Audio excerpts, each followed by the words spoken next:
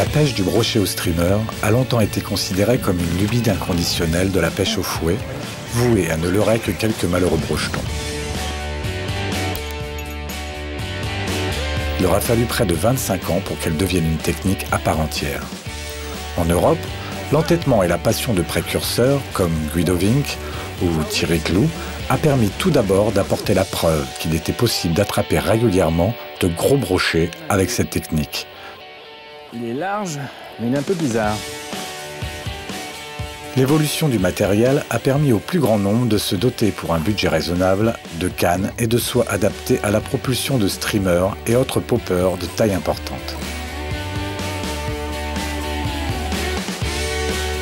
Cette technique ne demeure pourtant encore pratiquée que par un nombre restreint de pêcheurs. Pourtant, cette pêche présente de nombreux atouts. Le matériel réduit, la discrétion du posé,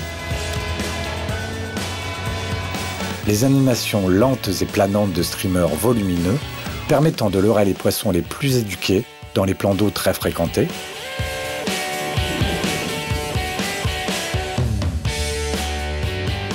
le plaisir du beau geste, le caractère spectaculaire des attaques, souvent en surface, Il est dessus, il ne la prend pas, il est... la prise directe du pêcheur avec le poisson,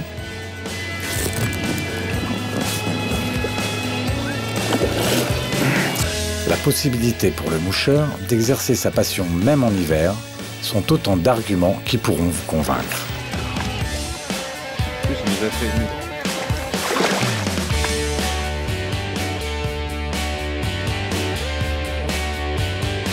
Philippe Collet, pêcheur émérite, collaborateur du magazine Pêche Sportive, compétiteur mouche ayant fait 2 fois partie de l'équipe de France de pêche à la mouche, avec laquelle il a acquis un titre de champion d'Europe, sera notre guide pour ce voyage au pays du brochet au streamer.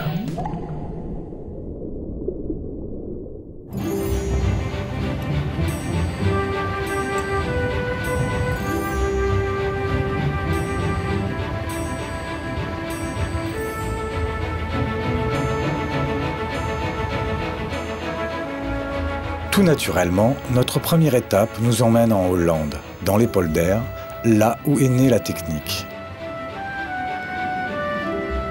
Malgré les apparences, les polders abritent une faune terrestre et halieutique abondante, dont notre carnassier favori.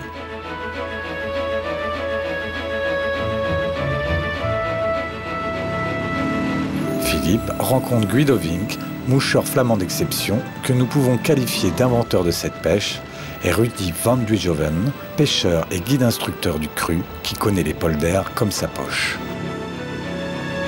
Tu as un badling fluo? Oui, j'ai un badling fluo parce que je pense que ça attire le brochet. Il voit passer une fil fluo et 60 cm ou 80 cm après le badling, il voit la mouche, il attaque. Allez, j'espère qu'il va attaquer. 50% de cette région est en dessous du niveau de mer.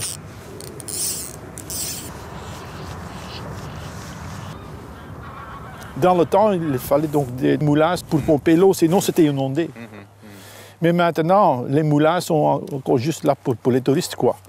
Ouais. Parce que maintenant, on pompe avec les pompes électriques. Dans le polder, les brochets sont souvent entre les maisons. Parce que l'eau est un peu plus chaude, il y a un peu plus de petits poissons et c'est là où ils sont. Meestal in maart kan je toch nog een visje vangen. Moi j'habite en Flandre et en Flandre il n'y a pas de rivière à truite ni à ombre. Et je voulais quand même pêcher à la mouche. Les Ardennes étaient assez loin, c'est presque 300 km pour moi. Alors on venait de temps en temps pêcher en été.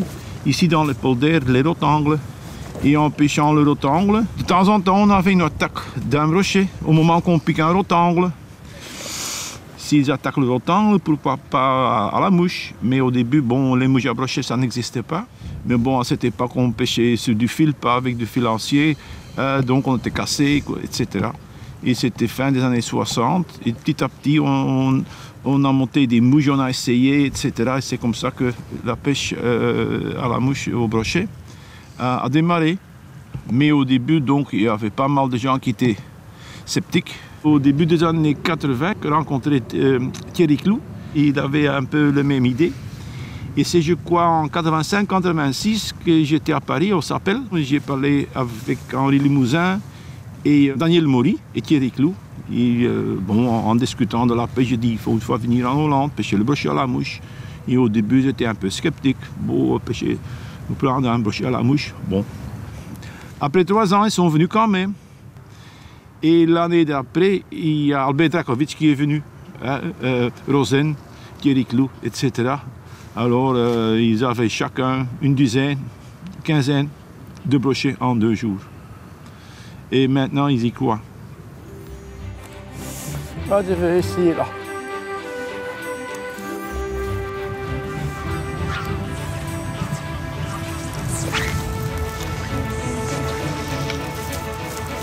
Ça fait presque 40 ans que moi je pêche dans les polders. J'ai déjà pris 7 brochets au-dessus d'1 mètre en 40 ans. La plupart des brochets, c'est entre 60 et 80. Parce que les eaux sont peu profonds, les gros brochets remontent en janvier et en février pour frayer. Une fois qu'ils ont fini de frayer, ils les tournent vers les grands canaux où il y a un peu de fond ou les lacs qui sont ici autour. Mais il y en a toujours quelques-uns qui restent en octobre ou en mars. Mais comme donc ici c'est vraiment la filière, il y a beaucoup de petits.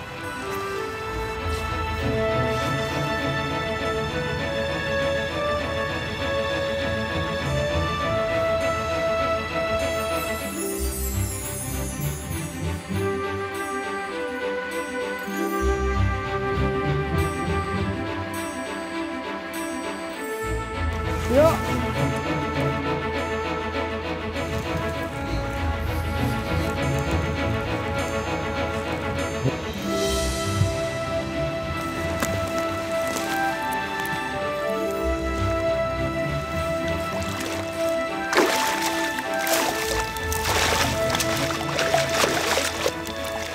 Nog een mooie grote snoep ook. Enfin. Oh. Oh. 99. Faut pas avoir à mettre. Super. Met je rechter zo, ja. Oké. Ah oui, c'est un beau poisson.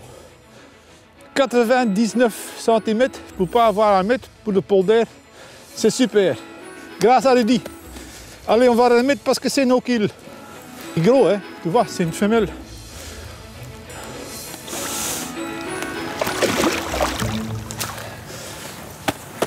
Thank you. Well done. Si à l'origine la pêche du brochet au streamer s'est développée dans des canaux peu profonds, son adaptation par des passionnés à des étangs, des lacs, mais aussi des cours d'eau ou des fleuves ne s'est pas fait attendre. Nous laissons Guido et Rudy continuer leur partie de pêche et revenons vers la France, dans l'Aisne, où Philippe nous emmène maintenant sur un petit plan d'eau d'environ 2 hectares, une ancienne gravière gérée en no-kill intégrale. Une partie des berges étant peu accessible et impraticable pour le lancer, la méthode du flotte tube a été retenue.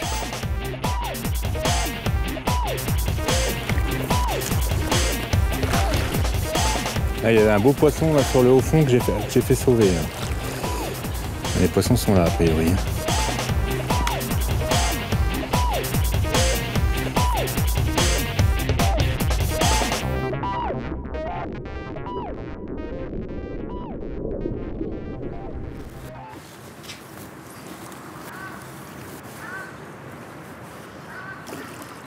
Ça va être un peu plus agréable à pêcher.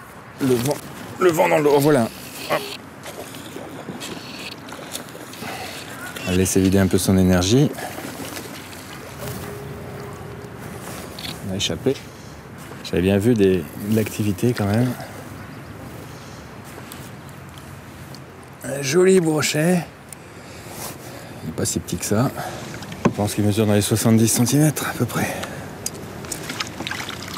Quand je finis mon ramener, là, je Je me retrouve à 20 cm sous l'eau, je voudrais me retrouver à 50-60 cm sous l'eau, ça serait à mon avis beaucoup mieux. Et je pense que les poissons sont plus bas. Je vais mettre une soie intermédiaire rapide pour aller plus profond tout de suite. Parce que cette soie est un peu plus dense, elle se lance un peu plus facilement aussi.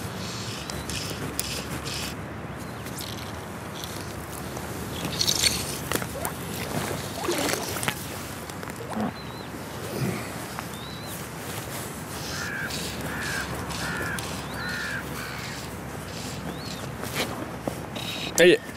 Oh, décroché. Décroché.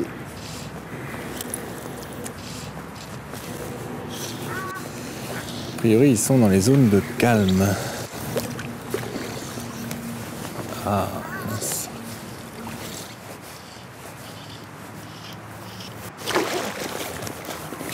Voilà.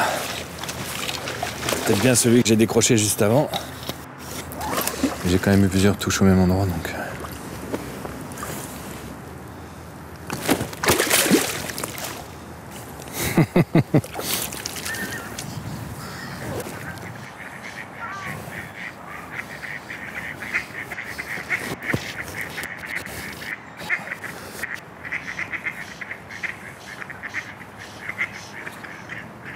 Ça oppose pas mal de masse. Et pas énorme. Il s'est décroché. Bon.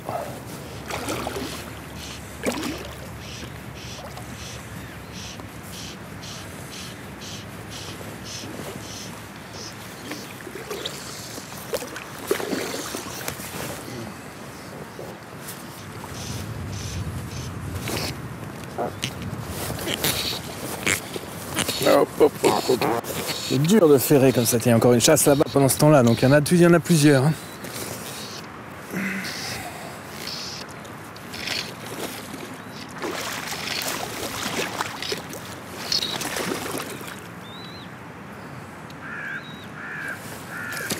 Ah, décroché. Bon, c'est pas grave, il n'y aura pas besoin d'y toucher comme ça. Il y en a encore un autre là-bas qui chasse.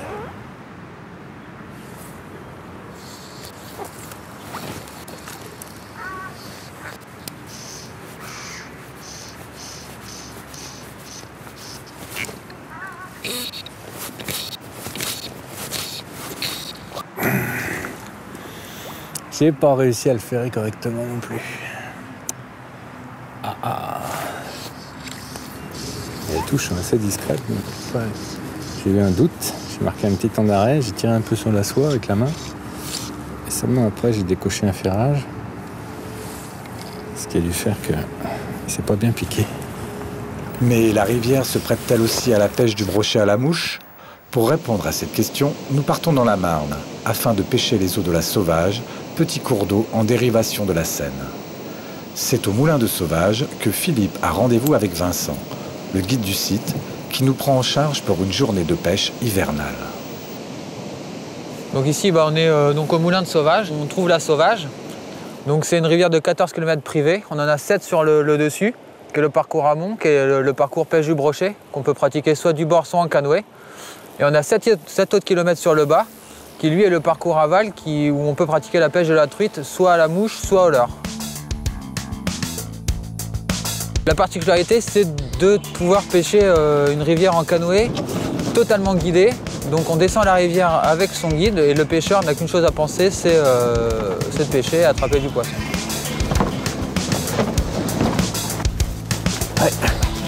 Ouais. Bon Philippe, on est au moulin là sur la rivière. Tu vois, une petite rivière aux eaux transparentes. On a des zones profondes comme celle qu'on a devant nous. Et des zones de radier et des zones un peu moins profondes sur lesquelles il reste des herbiers, des bois morts et tout ça. Il neige, c'est super. Ça va nous obliger à faire une petite pêche lente. Pêche lente sur des poissons qui risquent d'être un peu calés. Donc, je pense que tu as tout ce qu'il faut pour... Je vais mettre des soies dedans. Enfin, on doit pêcher très près des berges par endroit, voilà, on doit pêcher les exactement. trous, on doit pêcher très précis. Tout à fait. Donc il va falloir vraiment mettre une soie qui plombe qui pêche vite, qui pêche profond, qui va vite au fond. Avec un bas de ligne court. Voilà, c'est ça, exactement. Là, j'ai pris une grosse soie flottante et je vais rajouter au bout une pointe coulante pour vraiment m'adapter aux conditions du jour. Là. Donc c'est un bas de ligne très très dense qui va me permettre de faire couler la pointe de ma soie très rapidement quasiment sur l'impact, quoi.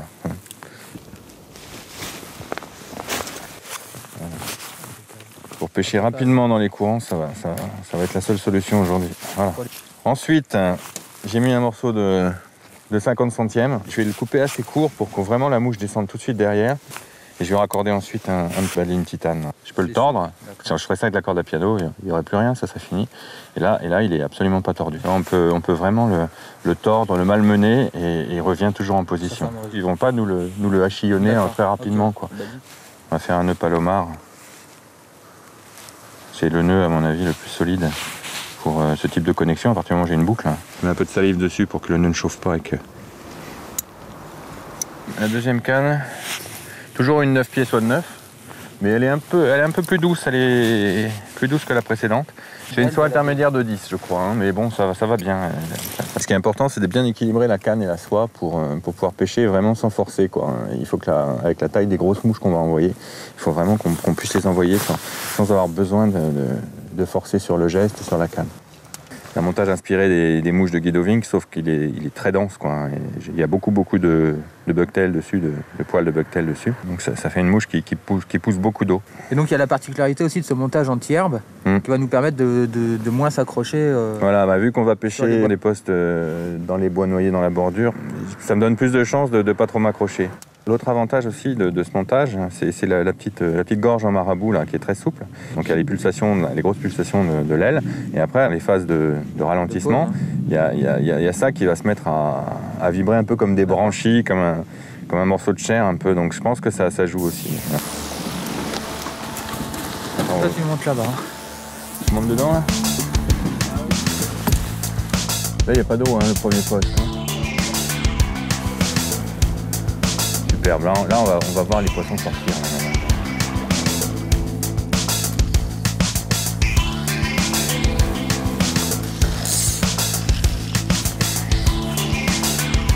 Donc là, j'ai intérêt à leur faire décrire des arcs de cercle à mes mouches, comme ça. Là, je la vois, la mouche. Donc, ce qui est sympa par rapport, je me souviens, c'est qu'on la voit souvent. On voit souvent les attaques, on la voit disparaître. Et ça, c'est super. C'est ce qui est vraiment plaisant dans cette descente, ces descentes en canoë, là, c'est qu'on a des multitudes d'endroits à pêcher et on est en plus hyper bien placé pour les attaquer. On n'a pas le souci du bord, on serait toujours enquiquiné avec la soie qui s'en mêle dans les ronces, les branches, etc., les brindilles. Et là, j'ai la soie qui se pose à mes pieds, dans le bateau, c'est propre, j'ai pas de souci à ce niveau-là, quoi. Je peux vraiment me concentrer sur ma pêche, tout en étant dans un cadre naturel.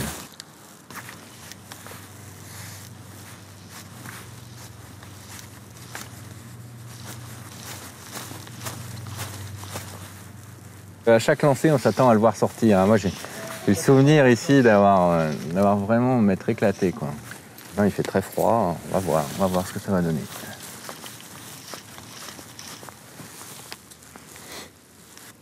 Ce qui est bien ici, c'est que c'est un vrai aquarium.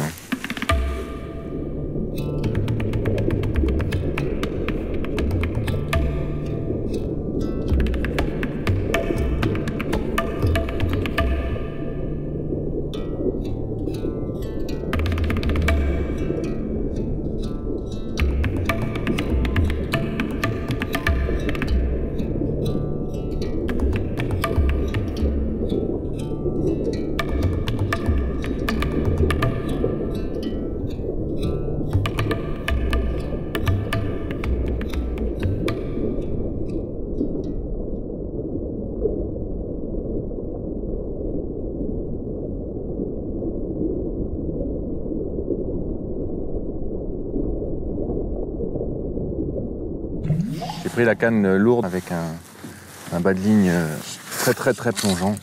Vraiment, c'est extrêmement plongeant. C'est pas très gracieux, mais par contre, c'est efficace, quoi.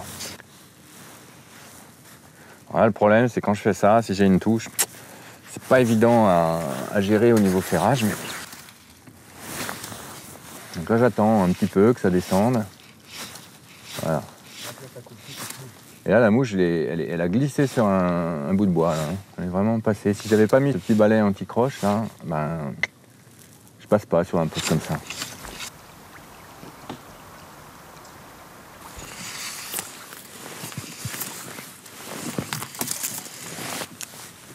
l'avantage en rivière, c'est qu'on va s'appuyer sur le courant pour faire passer la mouche. Donc là, j'ai lancé dans un calme et je suis en train de... Je vais me rendre un peu la main, là, faire un petit mending, on appelle ça un mending, donc envoyer la soie vers l'amont. Voilà, et là, la soie est passée sous le bois noyer. Bon. Et là, je pêche profond. Donc c'est juste le courant en fait qui anime Et le courant, je laisse la mouche, là, j'ai pas vraiment besoin de l'animer. Ouais. Je pense d'elle-même, elle pêche. Hein. Avec le bril qu'il y a dans les fibres, elle doit de temps en temps envoyer des petits éclats, ça suffit. Ça peut être bien de faire des animations un peu minimalistes, quoi. Hein. Moi je verrais plutôt ça par rapport à la saison, quoi. Ouais. Animation minimaliste pour des poissons calés d'eau froide. On va chercher à passer au ras de poissons qui sont calés dans le fond, qui sont plutôt apathiques, là, qui fait bien froid. Si on leur passe trop vite devant le nez, ils n'auront pas forcément envie de suivre, quoi.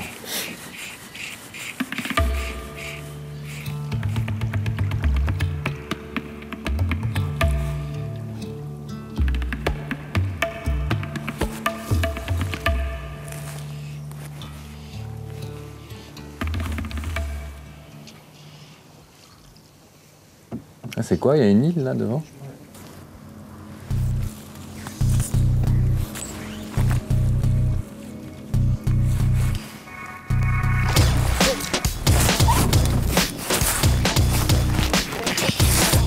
J'ai dû coller un gros ferrage parce que j'avais pas pu le ferrer au début, j'espère qu'il va pas se décrocher. Eh ben dis donc, on l'a attendu celui-là. Hein. Je prends. Ouais, je vais essayer de le prendre, t'inquiète. Il nous a gratifié d'une attaque de surface. Il est beau. Bien. C'est du canot,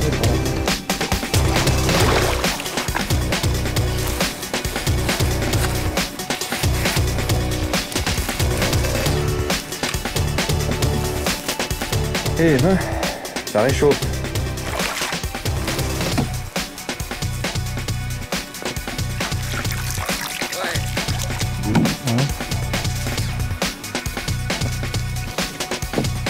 Il y a un superbe poisson. Poisson qu'on a mérité aujourd'hui parce qu'il doit être à peu près 4 heures d'après-midi. On y est depuis ce matin. On n'a pas eu une touche, pas eu un suivi. Ça fait combien? 80 là. Et en plus il nous a fait une attaque de surface.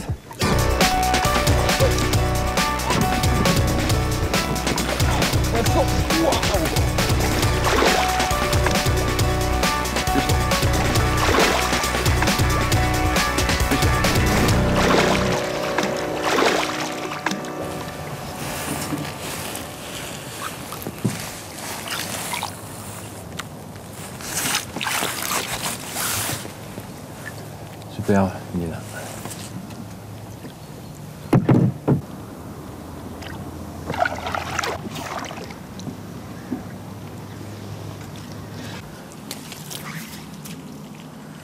Donc là, on peut prospecter un certain nombre de postes comme ça sans tricoter, juste en relevant la canne. Alors évidemment, au ferrage, il va falloir vraiment faire effort avec la canne, mais au moins l'intérêt, c'est qu'on est réglé en distance et on peut pêcher précis, quoi. On peut prospecter très vite. Et en fait, on va intéresser le poisson sur l'impact et le premier mètre, quoi. Pas plus. Hein. C'est pas la peine de chercher à... Donc là, j'essaye de faire les zones calmes, comme ça, en bordure. Très vite, c'est efficace. Et là, vu qu'il n'y a pas beaucoup d'eau, j'ai changé de soie, j'ai remis ma soie intermédiaire, ce qui est quand même sur une canne un peu plus légère, donc c'est beaucoup plus agréable que tout à l'heure. Donc là, j'ai rallongé juste un peu, tac, pour aller un peu plus loin.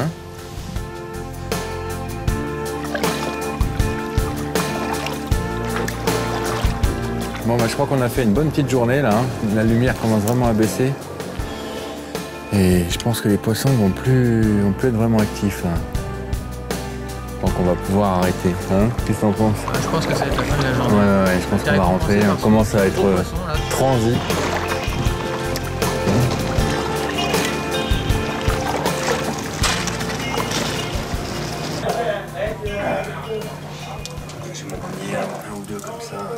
Je vais refaire une petite mouche pour pêcher de main là derrière.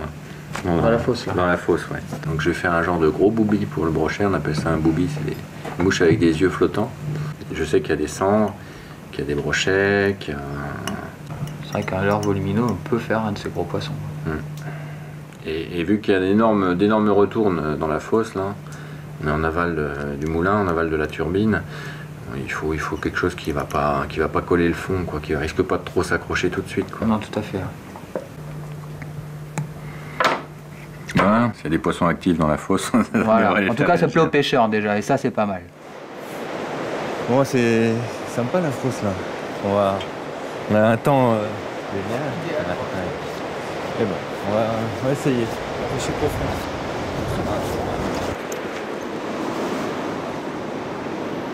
On va essayer aujourd'hui avec des boubies, en posant les soies au fond.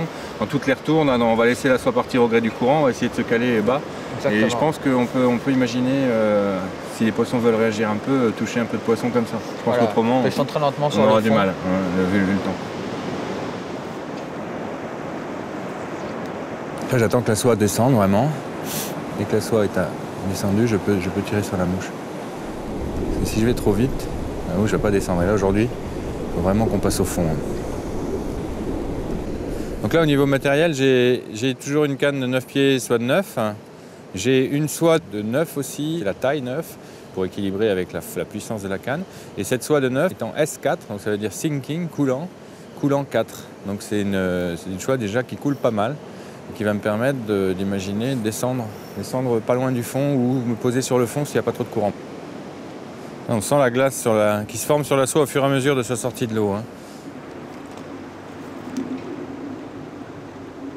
Donc au niveau des animations, là, aujourd'hui, on va vraiment privilégier le tricotage. Hein, donc c'est ce que je suis en train de faire. C'est des animations relativement lentes qui vont me permettre de donner des petites impulsions au leurre tout en maintenant bien la tension, quoi. Hop, là j'ai eu un petit toc. Hein. Il me semble que j'ai eu un petit toc là. J'ai senti un petit à-coup. Alors dans ces cas-là, c'est ferrage comme ça, hein, avec la main. Bizarre. C'est vraiment typique de la petite touche au booby. Moi j'y crois assez là. Hein. J'y crois là.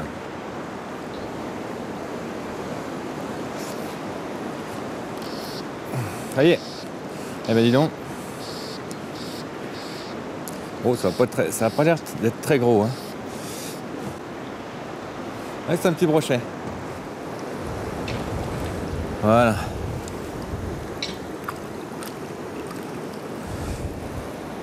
Petit brochet pris au booby.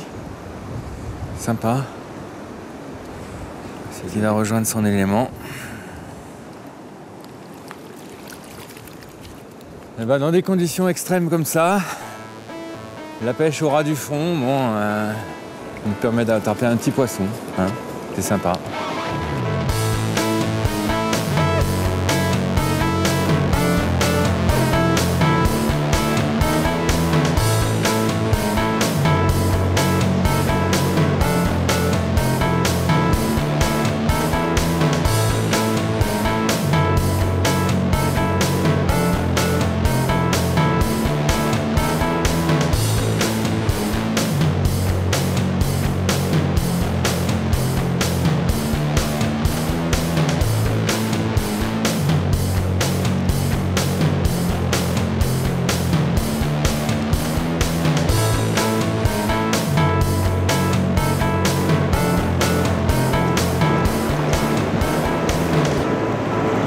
Poisson.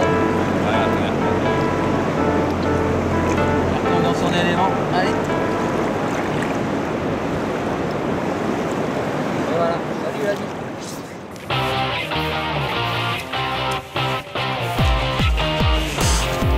Armé d'une canne 9 pieds, rapide, puissante et solide, Philippe nous expose quelques points importants pour la pêche au streamer. Voilà, bien vérifier que sa canne est bien emboîtée pour ne pas avoir de mauvaises surprises et de risque de casse. Là, aujourd'hui, on est vraiment sortir de la vague de froid. L'eau est encore froide, donc je vais prendre une soie intermédiaire assez rapide. J'ai la chance d'avoir plusieurs soies. C'est l'intérêt de ce moulinet à cassette. On clipse bien la bobine et ça y est, on est reparti avec une autre soie. Donc au bout de cette soie, j'ai une bonne brasse, hein, 1,50 m de fluorocarbone. C'est du fluorocarbone de 40 centièmes là, pour être tranquille. J'ai pas besoin de descendre en dessous, a priori. Le fluorocarbone, c'est un fil qui a un indice de réfraction très proche de celui de l'eau, donc on n'a pas besoin de descendre en diamètre. Je vais y fixer un petit bas de ligne de titane, en sachant qu'on peut aussi mettre de l'acier ou un gros fluorocarbone. Je vais essayer de serrer correctement. Au bout de ce bas de ligne, je vais mettre une mouche. On va essayer un modèle articulé. Si les brochets sont un peu lents et chipoteurs, l'hameçon est logé vraiment dans l'extrême arrière de la mouche. Je vais écraser l'ardillon de cette mouche pour éviter d'abîmer les poissons. J'ai oublié de mettre mon doigtier de protection. C'est un petit tube de lycra en fait qui permet de mettre sur les doigts. Alors moi je le mets sur celui-là parce que c'est là que je passe la soie. On peut le mettre sur les deux, hein. On peut en mettre deux. Moi j'en prends un, ça me suffit. Et ça permet à la soie de glisser sur le doigt. Ça évite les brûlures puisqu'on ferre sur le doigt. Ça permet d'être beaucoup plus tactile au niveau de l'animation.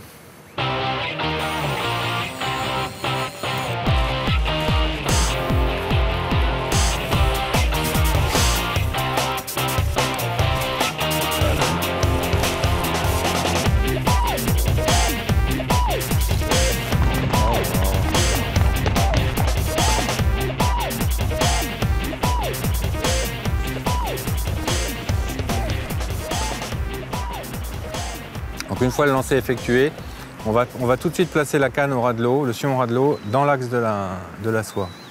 Qu'on soit du bord, en bateau, en flotte tube, il faut toujours avoir la canne dans l'axe de la soie. Ce qui permet d'être en prise directe avec le poisson et d'éviter que la canne n'amortisse les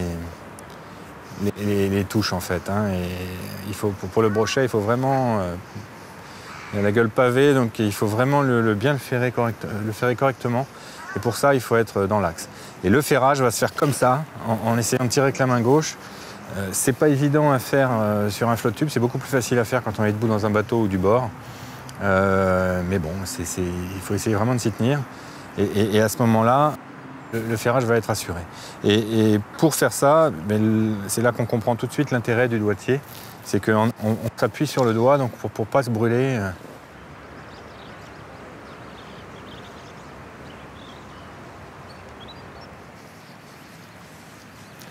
Alors, autre chose importante quand on arrive en fin de ramenée, c'est le lift. C'est-à-dire qu'on ne va pas arracher sa mouche de l'eau tout de suite, parce que souvent un poisson peut avoir le nez collé derrière. Et ce petit mouvement de lift en faisant saccader le sion de la canne permet souvent de déclencher un poisson en dernière minute, quoi. Alors que si on avait arraché d'un coup sec, un poisson... On aurait assisté à un énorme remous en surface avec un poisson frustré, mais qui en général a vu le pêcheur et ne revient pas.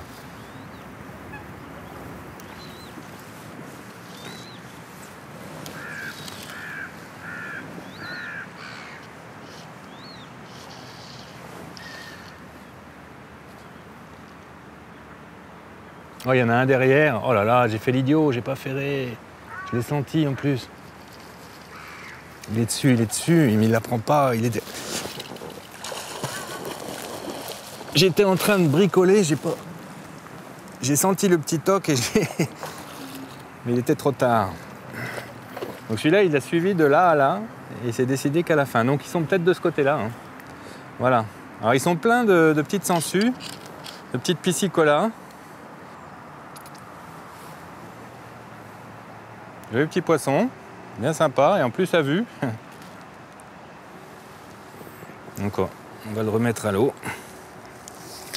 Voilà. Ça illustre bien que le poisson n'est absolument pas intimidé par le flotte tube. Enfin, j'ai quand même envie de réessayer un petit peu parce qu'on ne sait jamais. Vu que c'est le seul endroit où on a une touche, je vais quand même réessayer un petit peu sur le secteur. Hein.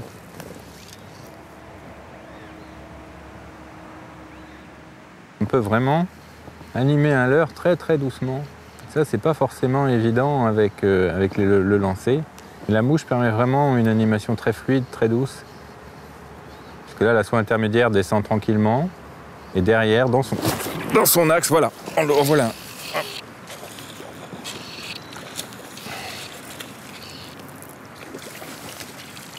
Je savais bien qu'elle allait avoir quand même peut-être une chance de toucher un poisson ici. Bon, il n'est pas gros, hein. Eh, lui, par contre, il m'a fait une belle touche.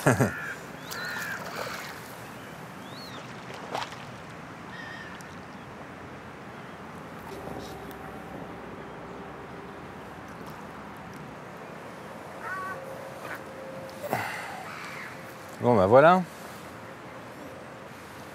Bien dodu. Il est un petit peu engamé la mouche, donc je vais quand même pas trop mettre mes doigts. Donc l'ardillon écrasé, il n'y a pas de souci, ça se décroche tout seul. Voilà, joli petit poisson, bien sympa. On va le remettre à l'eau.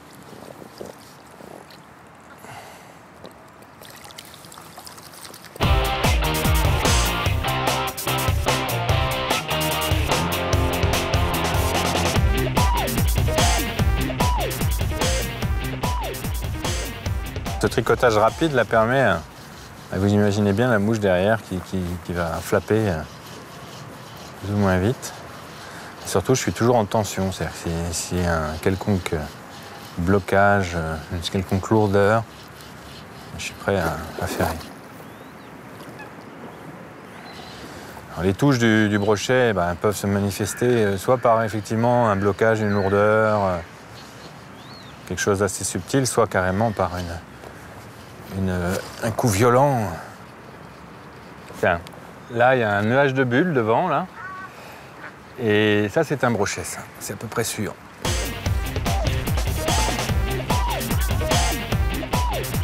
Je varie un petit peu les cadences d'animation. J'essaye de ralentir, accélérer. Parce que quand on les voit ici, on les voit bien suivre. Ils sont capables d'avoir le nez collé derrière.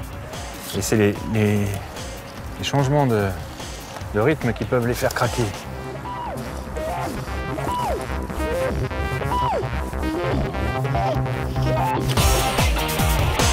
J'ai un morceau qui m'a glissé des mains. Ah, il est beau, il est beau, il est beau. Ah, il est large, mais il est un peu bizarre. La mouche est prise vraiment par le bord de la gueule. Ouf. Je vais m'approcher un peu. J'ai senti qu'il commençait à bouger, tu sais.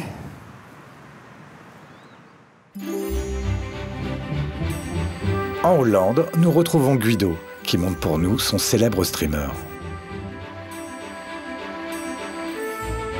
On va monter maintenant le fameux Pikers Point Streamer. C'est uniquement du bucktail, uniquement. Pourquoi? Parce que bon, c'est un matériau assez rigide, ça prend pas beaucoup d'eau, donc ça lance impeccablement et ça fait beaucoup de vibrations dans l'eau. Ça fait un bon mouvement aussi. Ça, j'utilise quand l'eau est assez foncée et quand il fait chaud, c'est-à-dire en automne, les couleurs bleues et pink, j'utilise souvent quand il fait très froid ou quand il y a du brouillard. Bon, je monte donc mes mouches ou bien avec un hameçon simple ou bien avec un triple derrière. Parce que parfois, les brochets ne mordent pas bien, ils attaquent beaucoup la mouche par derrière. Alors, un triple, ça donne beaucoup de succès. Je commence toujours avec du blanc. C'est surtout de le mettre bien au-dessus. Deuxième touffe, bucktail blanc. Je fais 15 tours en avant et je reviens avec 10 touffes en arrière. Et maintenant, après ces deux touffes de bucktail, je mets avec mes autres touffes de bucktail du flash à bout.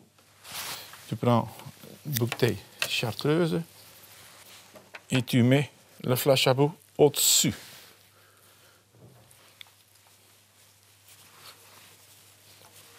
Si le flash est un peu trop long, tu coupes. Deuxième touffe de chartreuse.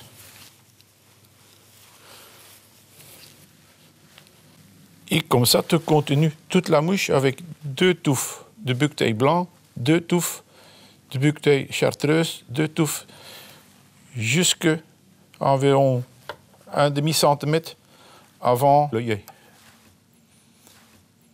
Donc j'ai commencé avec 2 touffes sans flash et je termine toujours avec 2 ou 3 touffes pink aussi sans flash.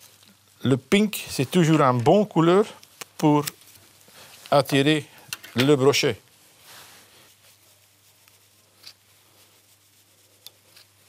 Je fais une belle tête. Je mets du cyanolite. Je vais mettre des yeux et puis, pour finir, je vais mettre une couche de vernis avec des vernis composants. Comme ça, tous les poils de buquetel sont bien fixés. Le Piker's Point. Il suffit maintenant de le mettre au bout de ta badeline et c'est fait. C'est pas une pêche compliquée. Il suffit d'avoir une canne assez raide, une soie flottante et quelques mouches. Il ne faut pas 50 ou 100 modèles. Il suffit d'avoir une boîte avec quelques steamers et on peut y aller. Ce qui me rend pour pêcher le brochet à la mouche, c'est qu'on est en direct contact avec la mouche, qu'on voit souvent l'attaque du brochet et qu'on sent directement l'attaque du brochet. Et du moment que tu le piques, normalement il saute hors de l'eau. Comme on pêche avec des mouches lourdes et souvent contre le vent, il faut donc bien maîtriser la double traction. Moi je suis droitier, donc la double traction se fait avec la main gauche. Et c'est surtout avoir un bon rythme, bien voir derrière toi que la soie est bien tendue. Et à la fin, quand tu shootes, tu gagnes au moins 5-6 mètres en lâchant assez vite. Il y a de différentes sortes de ramener la mouche. Ça dépend, il y a des jours où le brochet, il aime bien que tu pêches assez vite avec des tirettes comme ça, toujours même façon. Mais il y a des jours qu'il faut aller vite, s'arrêter, vite, s'arrêter. Donc il faut animer et voir ce qu'ils veulent. Et surtout, bien pêcher à la fin, parce que souvent ils suivent, et c'est qu'à la dernière minute qu'ils prennent. Puis, relancer.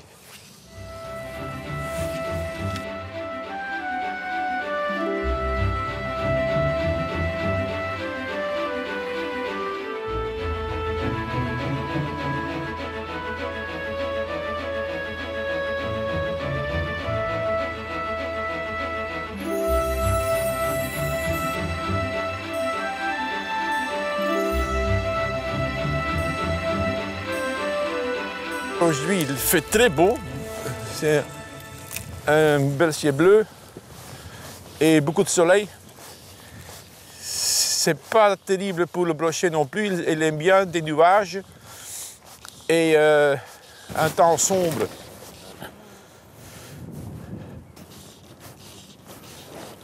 Le soir commence à arriver et toujours pas de touche. Mais Guido, en bon pêcheur, y croit encore.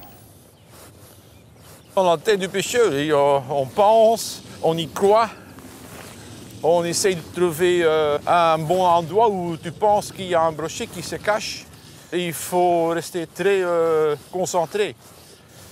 Parce que bon, tu peux pêcher pendant des heures sans avoir une touche et tout à coup, boum, il y a un brochet qui attaque. Yeah!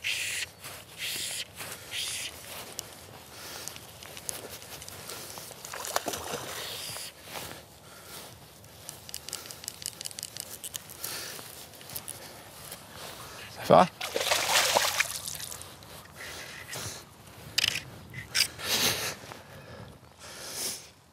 Enfin, c'est beau. Regarde comme il a bien pris. Et tu vois, il est plein de sangsues. Après 10 semaines de gel, tu vois qu'ils sont calés sur le fond. Plein de sangsues comme les truites dans les rivières. Enfin, le Piker's Point.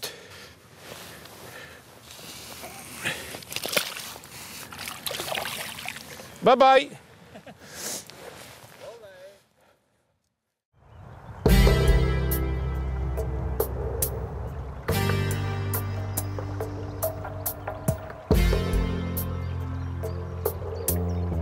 Aujourd'hui, c'est au domaine de la Vallée, dans l'Aisne, que Philippe retrouve Cyril Bettems, un moucheur passionné.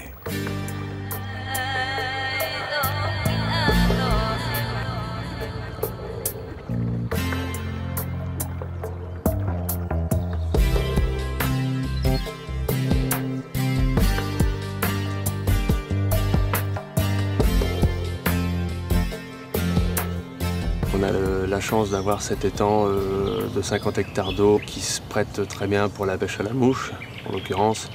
Mais on y pêche également le brochet, le sandre, au leurre souple, au mormagnier. Et on privilégie principalement le no-kill dans tous les temps. On a un petit peu de carpistes qui viennent également, mais 100% des poissons pris sont remis à l'eau. C'est un étang qui est en fait sur une longueur d'1,8 km, qui est assez long. On a beaucoup d'arbres et d'îles, ce qui permet de le pêcher presque à tout temps. Lorsqu'il y a du vent, on trouve toujours un petit endroit à l'abri pour pouvoir exploiter sa canne et pêcher calmement. Le long, là, c'est bon, tu vois, le long, là, en dessous, là, ouais, ouais, ils prennent bien, là.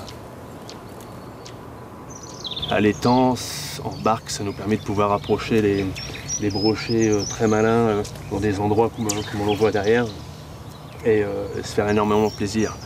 Différemment qu'une pêche à pied où lorsqu'on s'accroche ou lorsqu'on tient un gros poisson, il peut plus facilement nous amener dans des branches.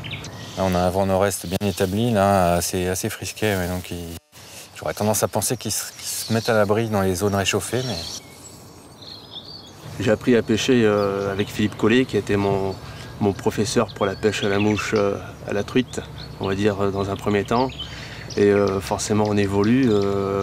Je suis venu à pêcher le brochet à la mouche, ce qui m'a permis de prendre mon plus beau brochet, d'un mètre, à peu près 9,5 kg. Lorsqu'on maîtrise un petit peu, je veux dire, au bout d'un an et demi, une simple pêche à la truite ou au chevenne à la mouche, je pense que l'étape par la suite, c'est de pêcher au brochet ou avec une canne au saumon parce que c'est quand même beaucoup plus puissant, plus lourd. Mais ça s'apprend très rapidement. Avec la passion, de toute façon, on apprend très vite. Ce qu'il faut, c'est y croire. J'ai appris à pêcher le gardon à l'étang. Maintenant, je pêche la truite dans d'autres rivières. Et le brochet avec des cannes à saumon, hein, tout simplement. Il faut quand même une petite initiation. Ça ne s'apprend pas comme une canne au leurre. Là, on en a levé ici avec Georges, là. Ouais. Hop. Regarde, cassé. Je viens de casser. C'est 2 kilos. Une belle attaque, juste là. J'ai mon nez. Ouais, c'est l'émerillon qui s'est ouvert. L'émerillon qui s'est ouvert. Voilà. Il était déjà ouvert. Bonne attaque comme on les aime bien. Techniquement, la passion prendra le dessus, mais c'est abordable. Financièrement, c'est également très abordable. Se rapprocher des professionnels qui sauront vous guider surtout sur le choix d'une bonne canne, d'une première soie, d'un premier moulinet. Ça a été aussi mon problème lorsque j'ai commencé à pêcher à la mouche. C'est de dire, oui, j'ai envie de pêcher à la mouche, mais il existe 50 moulinets différents, 100 cannes différentes pour différents types de pêche, différents poissons, différentes largeurs de rivière. Et ça, encore une fois, si on n'a pas un professionnel, si on n'a pas un guide, quelqu'un pour nous conseiller plusieurs heures, Internet ne fait pas tout, c'est pas possible de s'initier à la mouche tout seul, ou très compliqué. Georges, le garde, a repéré un poisson coincé dans les branches. Tu vois s'il est mort.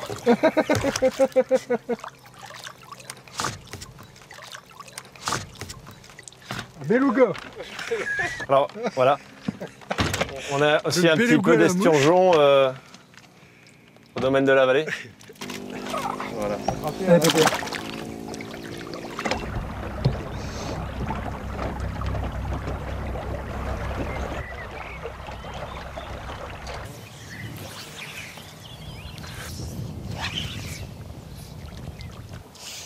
Là, on est bien. Attendez qu'on n'accroche pas quelque chose. Là.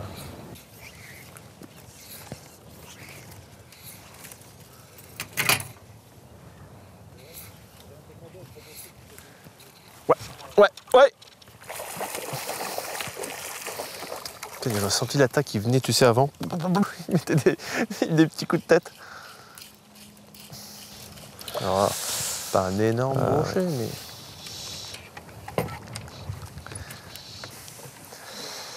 C'est pas un gros, mais c'est un brochet. Voilà. Un bébé. Ah, il m'a fait une attaque en... J'ai senti les coups de tête, les petits coups de tête avant de ferrer. Je suis chasseur également, pêcheur, et je considère un petit peu cette pêche comme le pirche lorsqu'on chasse le brocard ou le cerf, où les plus vieux poissons, on saura les prendre en étant malin, comme un vieux brocard ou un vieux cerf. Et tu vois, ça chasse là-bas. L'avantage qu'on a par rapport à une pêche au leurre souple ou à la cuillère ou autre, c'est qu'à la mouche, on arrive avec aucun bruit. Tout comme avec les moteurs électriques, on peut s'approcher tout doucement d'un poste. On sait, comme lorsqu'on pêche la truite à la nymphe ou en sèche, on a un coup, 2 coups maximum pour exploiter un poste qu'on a repéré déjà 30 mètres, 40 mètres avant, et que si on a loupé ce premier coup, on va forcément louper un poisson qui sera le gros poisson caché sous un arbre difficilement accessible. T'en as bien ? Et il t'a pris la descente? Ouais, il m'a pris à la remontée. À la remontée? Il est arrivé, il l'a pris, j'étais pas prêt, donc j'ai fait ça. Et quand j'ai fait ça, il a ouvert la gueule pour le retourner et la mouche est sortie de la gueule. Et il n'a pas ouvert pour la faire. Et l'avantage toujours de cette pêche à la mouche, c'est de ne pas faire de bruit, de poser sans bruit. On a le droit à 1 erreur, 2 erreurs, 3 erreurs, différemment qu'un leurre avec un plomb de 3, 4 ou 5 grammes, qui est aussi une belle pêche, que je ne dénigre pas. Mais avec la mouche, on peut être beaucoup plus discret.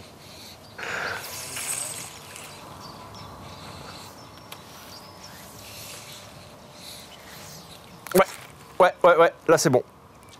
Un cendre, un très beau cendre. Il m'a fait l'attaque, tu vois, à la descente avec la mouche. Là, cette sensation-là, c'est quand même... Ah ouais, très beau. Oh là là, très beau cendre. On a la touche dans la main, contrairement à une pêche au lancer, au moulinet. La touche à la mouche, on la sent si on est droitier dans la main droite, et on a un contact direct. Ça, c'est monsieur.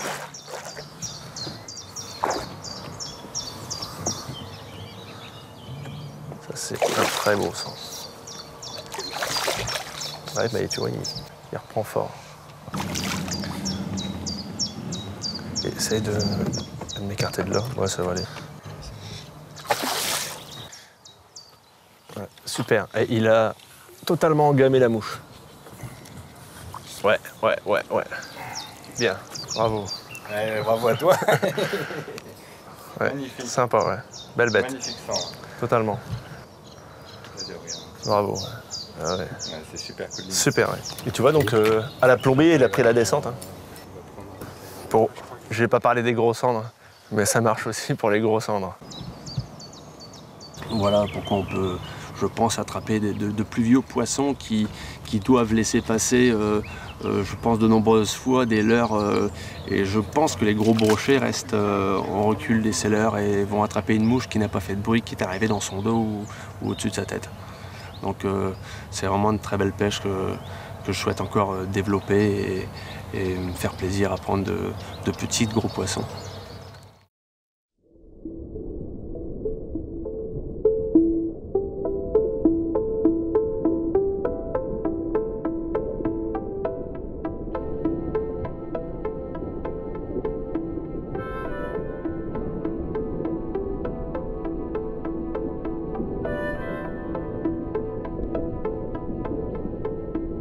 De retour sur notre plan d'eau, Philippe profite de la météo pour nous montrer différentes méthodes de pêche. L'eau est assez claire, on voit bien les reliefs là cette fois-ci. J'espère qu'on va peut-être pouvoir voir les poissons suivre le leurre. Et je vais en profiter pour pêcher au booby, donc avec une soie très lourde et une mouche qui flotte. Parce que sur cette pêche au booby, en flotte tube, en bougeant, on ne pourra pas être précis. Le principe, là, c'est qu'on a une mouche qui flotte et une soie qui descend. C'est une soie qui est très dense, là. C'est une soie, peut-être 90% de tungstène, qui va se poser au fond très rapidement. Hein. Et quand on va tirer sur la soie, la mouche descend. Et à chaque fois qu'on relâche, la mouche est remontée comme ça à la verticale de la soie. Et dès que je vais retirer dessus, la mouche va redescendre. Je dois être à peu près à ça du fond, si je ramène en continu. Hein. Et je vais rarement m'accrocher. Bon, évidemment, je peux m'accrocher de temps en temps dans une petite butte ou un truc, mais c'est assez rare.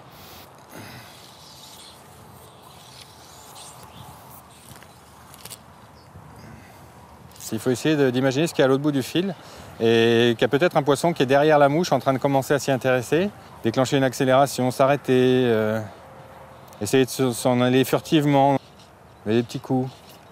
Et ça, bon, ben, quand on s'imagine un poisson derrière qui peut être là, à zigzaguer derrière, à s'énerver, bon, tiens, ça y est, on a déjà une part du... Bon, ben, c'est dommage. Je ne l'ai pas bien ferré, enfin bon, c'est pas évident. Il m'a surpris.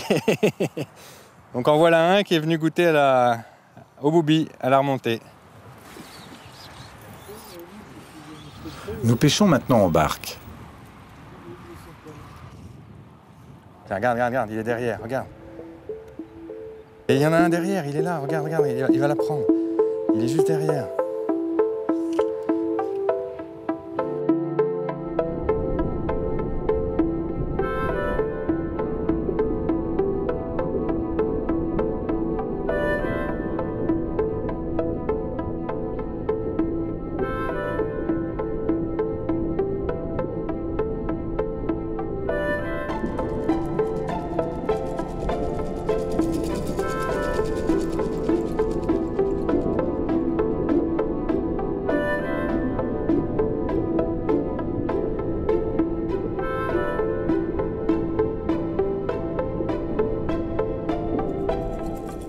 Celui-ci ne voulait pas mordre.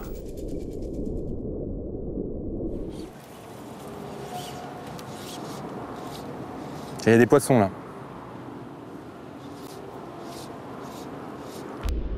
La clarté de l'eau nous a permis de repérer un brochet apparemment endormi.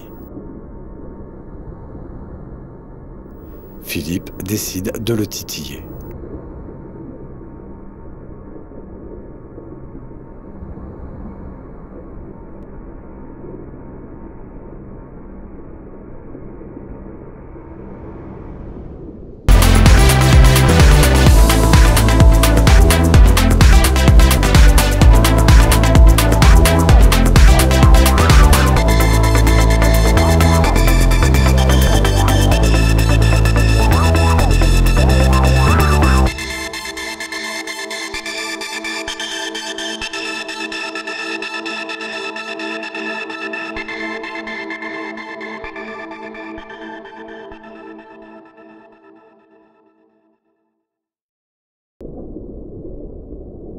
Ah, la superbe attaque. On l'avait vu depuis la surface, l'eau est cristalline aujourd'hui, là, avec le soleil. Et on a été le provoquer, il est en train de dormir. Voilà. Allez. Superbe.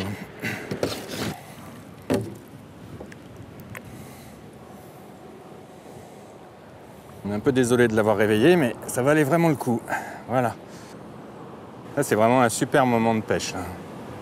Pris à vue.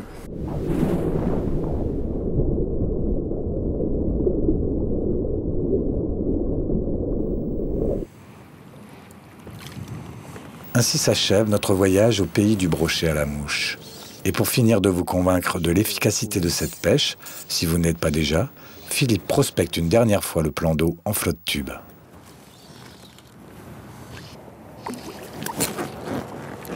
J'ai senti le petit cognon. Hop. Voilà, superbe. Ah, c'était une touche très sèche, mais vraiment infime. C'était un tout petit ting. C'est vraiment quand même une pêche très très agréable. Donc là, il est pris au bord de la gueule. Mais assez joli quand même. Hein. Hop là.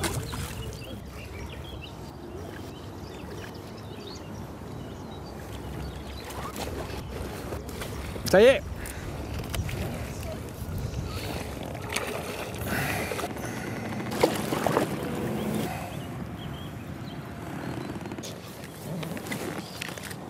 Oh, que j'aimerais me prendre une grosse touche là.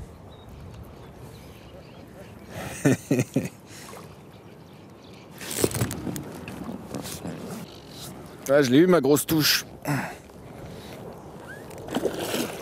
Super. Pas l'air vilain du tout.